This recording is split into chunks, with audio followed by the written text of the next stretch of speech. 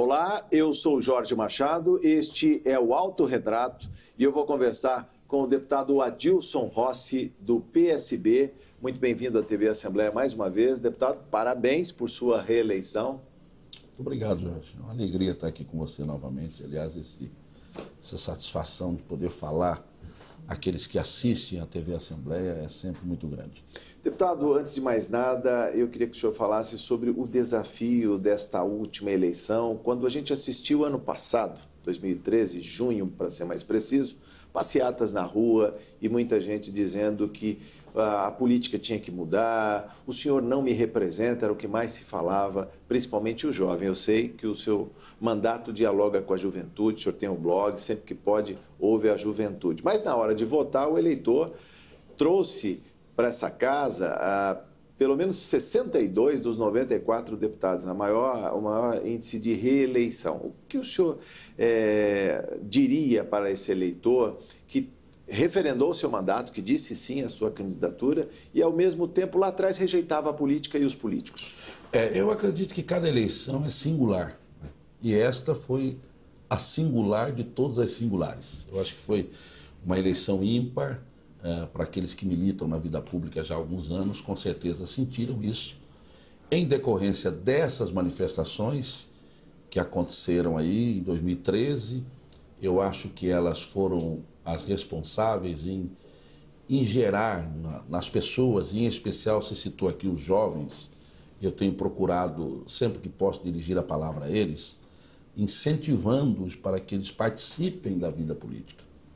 Porque hoje todo esse esforço que se faz de desclassificar o político tem gerado, principalmente nos jovens, uma falta de interesse pela política, achando que não vale a pena. Olha, os que militam na vida pública não são pessoas dignas, é o que muitas vezes alguns segmentos, alguns movimentos, e até mesmo a imprensa, às vezes, sim, tenta incutir na cabeça das pessoas, e eles vão perdendo o interesse. Eu costumo dizer que há necessidade de que eles se interessem, porque em todo e qualquer segmento existem os bons e existem os maus. Se nós não optarmos em colocar em qualquer segmento os bons, os maus vão prevalecer. Mas eu fiquei feliz porque, independente dessas manifestações que aconteceram no ano passado, esta taxa alta aqui na Assembleia de reeleição provou que a Assembleia Legislativa, de certa forma, cumpriu o seu papel, sim, fez a lição de casa. Os deputados que compõem esta honrada Casa de Lei mereceram o apreço e o voto de confiança do eleitor. Eu acho que isso pesou positivo para nós que, por bondade de Deus e do eleitor, fomos reeleitos, reconduzidos aqui para mais 4 anos. Deputado, não só pela oportunidade da eleição, mas sei que o senhor conhece muitas cidades no interior. O que falar para os rincões, para as periferias, as cidades pequenas, que têm muitas demandas? E a gente sabe que é jargão nessa casa que o cobertor é curto, nunca acha orçamento para todas as demandas. Qual é a maior dificuldade hoje de contemplar, de ampliar o poder do Estado? Ô Jorge, sabe que eu tive uma surpresa muito agradável nessa campanha, porque eu viajei praticamente os 4 cantos do estado. Se eu falar que eu viajei o estado todo, não é verdade. São 645 municípios, seria humanamente impossível. Mas acabei indo aos 4 cantos do estado. Tive votos em 460 municípios do estado. E aprendi uma coisa interessante. As pequenas cidades do estado têm feito verdadeiros milagres. O que existem de cidades no interior do estado, muito bem administradas e muito bem cuidadas, é coisa impressionante. Eu não vou citar nome de cidades aqui, porque eu cometeria, com certeza, alguma injustiça. Mas é um número muito grande, que nos impressiona.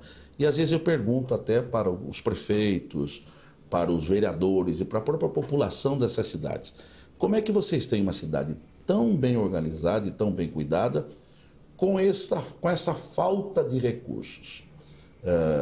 Que às vezes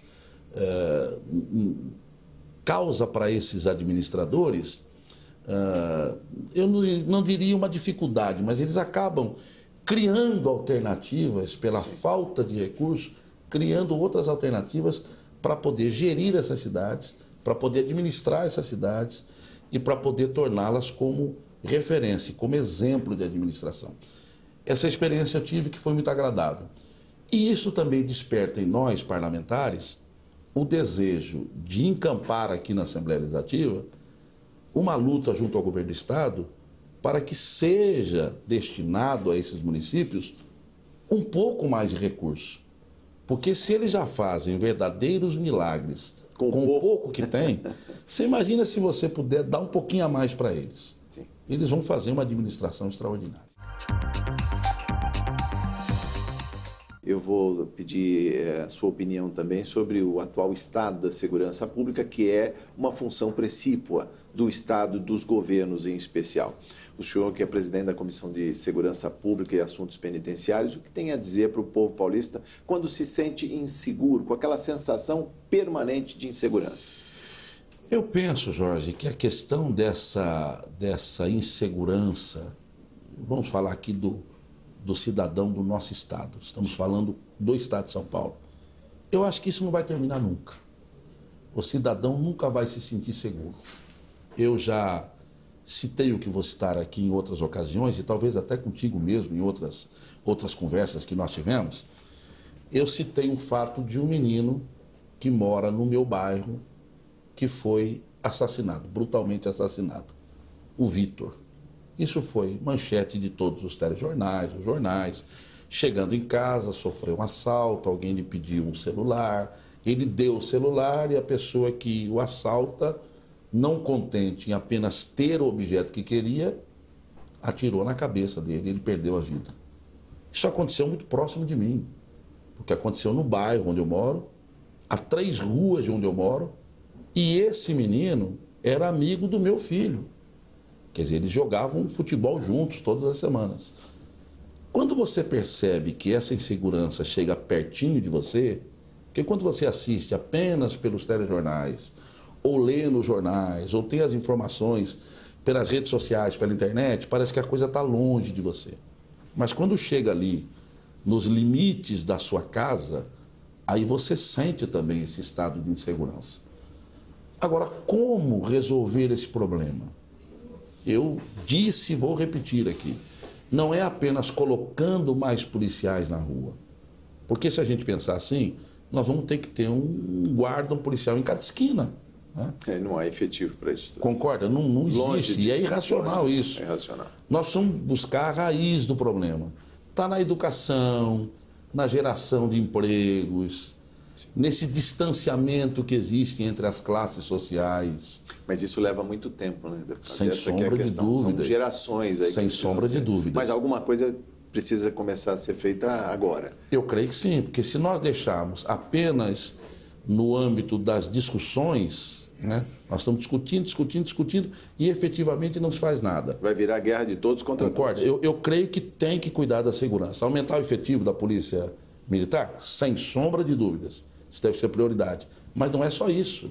É você aumentar o efetivo e, junto com esse aumento, começar a cuidar do problema da educação, da geração de empregos. O que fazer com esses adolescentes? Hoje nós esbarramos na própria lei. Eu me lembro que eu, com 12 anos, eu trabalhava. Tinha na minha cidade a chamada Guarda Mirim. Você ia para a Guarda Mirim, você trabalhava, você tinha um emprego no comércio, na indústria, de forma legal. Hoje não tem mais isso. Quer dizer, hoje as leis proíbem até um adolescente de poder trabalhar. E quando eu falo de adolescente aqui, não estou falando de criança de 11, 12 anos, que eu acho que tem que estudar. Mas esses adolescentes que nós temos aí de 15, 16 anos, que estão prontos para assaltar, para roubar, para estuprar e outros delitos mais, deveriam ter liberdade e até de forma legal para poder trabalhar. O senhor tocou num ponto que é o fosso de desigualdade que existe no Brasil, nos brasileiros e principalmente em bolsões muito desenvolvidos como a capital, a região metropolitana de São Paulo. Mas não é paradoxal, deputado, que em 20 anos, de 20 anos para cá, a população tenha crescido, a riqueza tenha crescido, o emprego, estamos aí praticamente em pleno emprego, mais ou menos um desemprego residual aí 5%. Mesmo assim, os indicadores de violência estão lá em cima, ou seja, estamos muito próximos de um país desenvolvido em termos de riqueza, em termos de renda, em termos de massa de salário, de consumo de bens e de supérfluos, inclusive. E, ao mesmo tempo, temos indicadores de criminalidade que nos colocam em indicadores assim, lá para a África. Como é que o senhor vê esse estado de coisas e, principalmente, o que fazer para tentar diminuir esse fosso de desigualdade? Eu creio que essa questão da desigualdade tem que ser corrigida. Nós temos um outro problema, que é a questão das drogas. Hoje nós temos aí a questão do crack, que se a gente parar para pensar, há 10 anos não existia. Não existia uma droga tão barata, tão devastadora como é o crack, à disposição de todo mundo hoje. Hoje você pega o crack, com R$5 a pessoa se droga e se torna dependente o resto da vida. Se não tiver um trabalho feito, uma ação do poder público, e não digo só do poder público, mas da sociedade de uma forma geral. Porque às vezes nós colocamos muita questão da segurança apenas como responsabilidade do poder público. E nós, o que é que nós estamos fazendo? O cidadão que está fazendo para cuidar da sua própria segurança. Eu conversei há um tempo atrás com uma autoridade da área de segurança, eu não vou citar o nome aqui, porque não tem autorização para isso. Mas é alguém que é autoridade na área de segurança. E conversando com ele, ele me disse, deputado, nós fizemos uma pesquisa e chegamos a uma conclusão muito interessante. Existe uma área aqui em São Paulo, na Zona Sul, onde o índice de criminalidade era muito alto, que é a região do Capão Redondo, sim, Jardim São Luís, aquela região. E nós percebemos que houve uma queda da criminalidade naquela região. Mas a polícia não tinha feito nenhuma ação ali. Não tinha nenhuma ação da polícia para tentar coibir a violência, a criminalidade. E nós fomos tentar descobrir qual foi o motivo que diminuiu dessa queda da criminalidade. E descobrimos que foi o aumento do número de igrejas evangélicas na região. Então, você vê, eu estou citando igreja evangélica. Poderia citar a igreja católica, não estou segmentando aqui o argumento.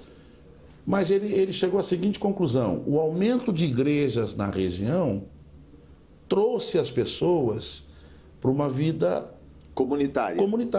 Onde todos se enxergam, exatamente, se observam, se fiscalizam e se policiam também. Agora eu pergunto, se autoprotegem. Isso aí não é papel nosso, da sociedade? Sim.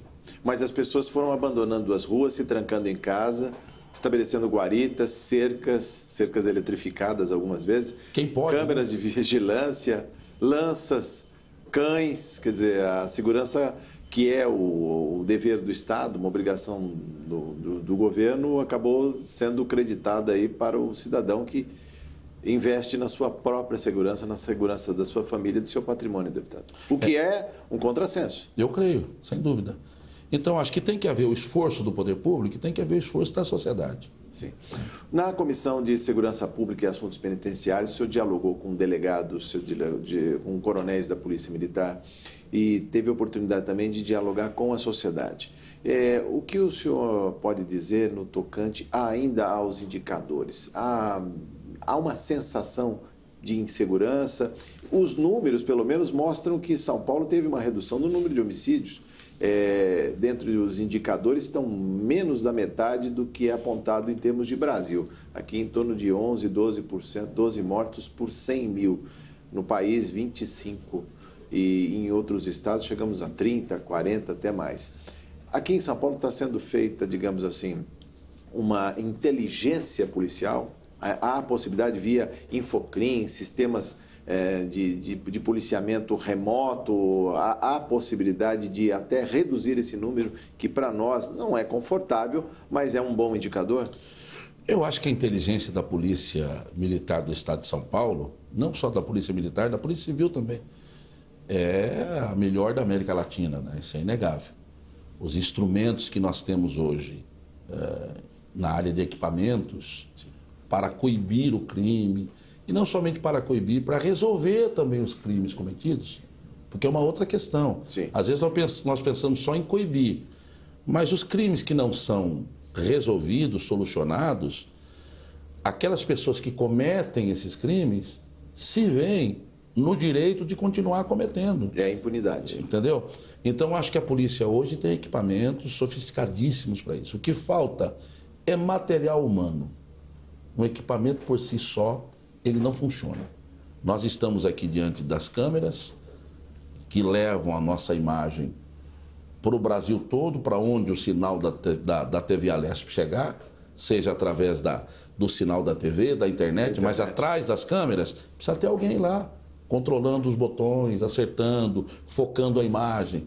Sem essas pessoas, não adiantaria nada colocar aqui as câmeras diante de nós, sem que tivesse alguém que operasse. E não é só aqui, agora, é todo o trabalho feito. O sistema não tem que ser integrado, deputado? A gente fala do papel do Estado, governo de São Paulo. Mas e os municípios? Dialogam com o Estado? E o governo federal também dialoga com os estados? Se não for integrado, não eu acho que não. Eu acho que nós precisamos colocar por terra aí as questões partidárias. Esta paixão partidária na área de segurança precisa ser extinguida. Segurança é prioridade. E em questões prioritárias não deve prevalecer as paixões partidárias. O senhor prega a união de esforços, tal e qual aconteceu na Copa do Mundo? E deu resultado. E por que aquilo não continuou? Se deu resultado, por que não somar esforços para que continue aquela operação integrada? Sim.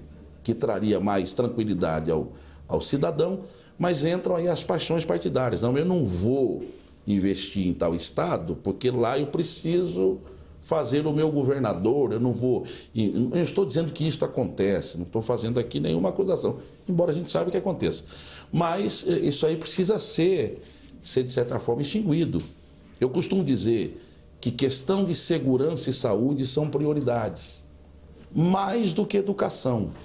Aí você diz, espera aí, você está cometendo um erro, uma incongruência aqui. Agora há pouco você falou que tem que investir em educação, agora você vai dizer que educação não é prioridade.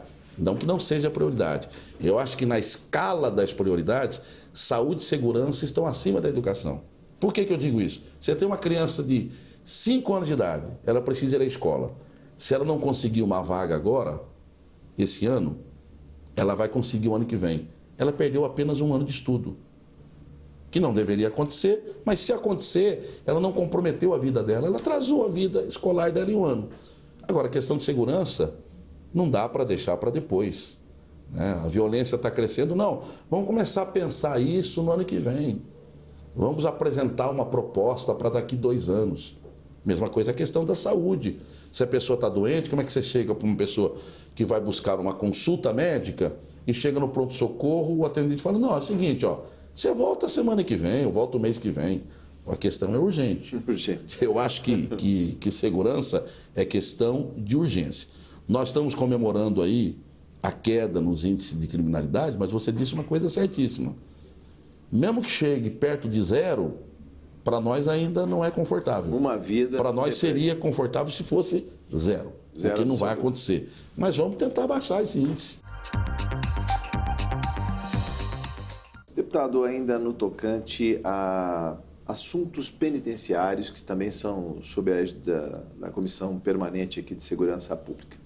O que falar, por exemplo, para esse gestor, para o prefeito, que às vezes se reluta em ceder um terreno para a construção de um presídio. Nós temos aqui no estado de São Paulo mais de 200 mil presos, de um universo de 500 mil presos no Brasil. O Brasil é um dos países que mais aprisionam no mundo. Essa questão de presídios é uma coisa interessante, né? Porque assim como existem cidades que relutam em aceitar a instalação do presídio, por incrível que pareça, existem cidades que estão solicitando a instalação de presídios.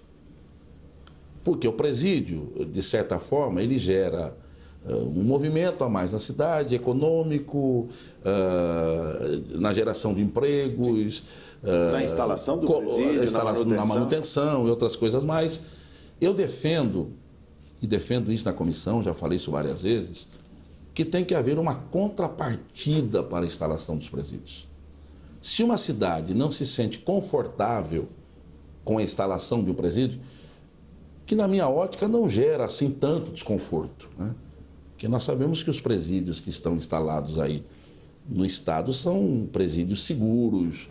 Nós não temos aí casos acontecendo de motins. Às vezes tem no presídio, mas que não se estende à cidade, não atinge a cidade. Mas já que a população se sente desconfortável, que houvesse por parte do governo algum programa tentando dar aí a compensação. Nós vamos compensar. Instalamos um presídio, mas vamos dar um suporte a mais para a saúde da cidade. Aliás, por um suporte à saúde, é bom que se diga que o preso tem prioridade no atendimento médico. Portanto, ele não cria uma demanda na cidade quando há a instalação do presídio, mais do que isso também, questão da segurança do entorno do presídio. O preso que tem que ir ao fórum ou que vai ser deslocado para um hospital, ele causa uma mobilização, uma logística própria do sistema prisional, ou seja, não haveriam as cidades de receber uma compensação por conta deste trabalho que é executado na área de segurança, mas que tem reflexo na saúde. Isso é interessante. Uma pessoa me procurou aqui algum tempo atrás na comissão e disse: ô deputado, não dá para arrumar um jeitinho aí de me colocar um desses presídios, não? Rapaz, mas por quê? Você cometeu algum crime, algum delito? Ele falou: não, eu quero ficar só uns 15 dias só. Falei: mas isso não existe. Agora, qual é a razão desse desejo?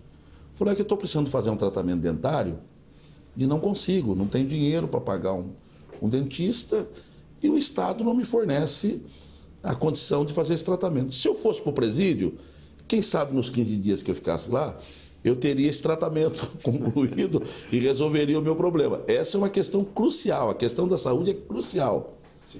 Porque ela rouba, sim, os presídios roubam da população essa prioridade no atendimento. Quer dizer, a prioridade é do preso, é da pessoa que está detida. Por isso que eu digo que tem que haver uma contrapartida, principalmente na área da saúde, para que haja essa compensação, para que o habitante da cidade não sofra com a instalação do presídio, ainda que o preso tenha o atendimento médico, que eu acho que tem que ter, é um direito de todo cidadão, né? Mas que não roube do cidadão de bem o direito talvez de ser atendido antes do que ele. Uma atenção. Deputado, vamos falar de mandato também. Inclusive, eu queria que o senhor falasse sobre projetos de sua lavra. Eu vejo aqui o projeto de lei 405 de 2013, que prevê a instalação de bicicletários nos próprios do Estado. O Estado dando o exemplo em termos de mobilidade, criando espaços para a guarda das bicicletas, porque se não tiver onde guardar, para que o cidadão vai tirar a bicicleta dele e vai até algum local? Uma Assembleia Legislativa, por exemplo, deputado. Eu acho que hoje a questão da bicicleta está na moda, né? Porque... Mais do que moda, eu diria uma necessidade. Exatamente. Ninguém circula de carro na cidade. Eu ia chegar nesse ponto aí, porque beneficia a saúde e a mobilidade, né? A saúde, a questão de saúde. Melhora o ar que respiramos. Exatamente. E a ideia da instalação desses bicicletários é exatamente para incentivar aquele que tem a sua bicicleta a usar a bicicleta. Sim. Porque como é que ele usa? Como é que ele chega num determinado local onde ele trabalha, como é que ele vai entrar aqui na Avenida Paulista, ele trabalha no escritório e vai entrar com a bicicleta nas costas. É muito complicado. Eu acho que é um projeto que visa incentivar o uso da bicicleta. Não é um projeto caro, sim, porque é fácil de se instalar um bicicletário. Na rua onde eu moro na Zona Leste de São Paulo, na rua onde eu moro, instalaram aqueles pontos de aluguel de bicicleta, né? Que você passa o cartão ali, pega a bicicleta, ocupou ali um espaçozinho na calçada. Uma, duas vagas um quinto, um décimo do quarteirão ali, da quadra. Eu acho que é um projeto que o governo tinha que olhar com carinho. Sim. Eu acho que aliás, são dois projetos. Um é que prevê a instalação ou estímulo ao uso de bicicleta e a instalação dos bicicletários. Isso melhoraria bastante a circulação do cidadão nas cidades, pelo menos se eles dialogassem também com terminais de ônibus, de trens e de metrô, não é, deputado? Aí seria ideal, né? Seria ideal. A gente já tem aqui na capital, mas talvez não em número suficiente, mas nas pequenas cidades do interior, nas cidades mais planas, fazer um amplo projeto para que o uso da bicicleta seja massificado. Eu até apelo ao nosso querido governador para que encampe essa ideia, né, de poder até E quem sabe dar um subsídio para as cidades instalarem esses bicicletários. Nós temos hoje uma ideia que são as academias ao ar livre. Eu consegui aqui, durante o meu mandato, que o governo disponibilizasse verba para inúmeros municípios aí, para colocar a academia ao ar livre. Rapaz, o que eu tenho recebido de elogios, não sou só eu creio que todos os deputados dessa casa que têm atuado nessa área. O que a gente recebe de elogios quando você vai numa cidade pequena, as pessoas procuram, olha, muito obrigado, a academia me ajudou. Às vezes uma pessoa já da terceira idade vai lá para a praça, faz os seus exercícios. Por que não, né? Talvez dentro das verbas parlamentares, criar aí uma possibilidade de você enviar verbas para os municípios para que eles coloquem esses bicicletários. Deputado, um outro projeto que eu queria dialogar também é sobre a política de atenção integral ao homem, deputado. A saúde do homem. O homem às vezes fica... Nós temos aí o Outubro Rosa, né? Por que não ter o Novembro Azul, né? Seria muito legal. Nós sabemos que nós, homens, somos reticentes com relação a procurar uma ajuda médica, mesmo nas consultas de rotina. E eu não sou diferente de vocês, eu me incluo no meio de vocês.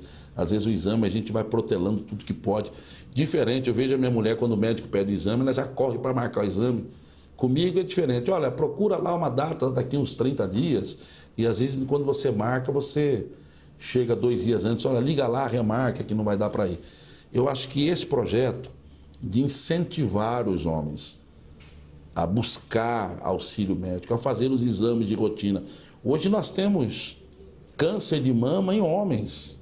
Nós temos o câncer peniano, que é hoje muito preocupante e que ninguém está vendo, né? Sem falar do tão temido câncer de próstata, que acaba deixando qualquer um de nós, depois que você atinge uma certa idade, preocupado. E às vezes os homens não estão interessados em procurar essa ajuda médica. O projeto visa estimular os homens a procurar uma ajuda médica, os exames de rotina a fazer. Nós temos hospitais especializados nisso aqui, o Hospital do Homem, sim, em São Paulo, que muita gente nem sabe que existe. Só temos 2 minutos para encerrar nossa entrevista. Eu queria que o senhor falasse um pouco de perspectivas para o novo e futuro mandato. O senhor tem aí páginas e páginas de outros projetos também, projetos de denominação, de títulos de utilidade pública. O que faltou dizer, deputado? Olha, meu querido Jorge, primeiro agradecer a oportunidade que você me deu uma vez mais de participar desse programa, reclamar que é muito pouco tempo, que a gente começa a conversar, parece que o tempo voa aqui. Mas as perspectivas são boas.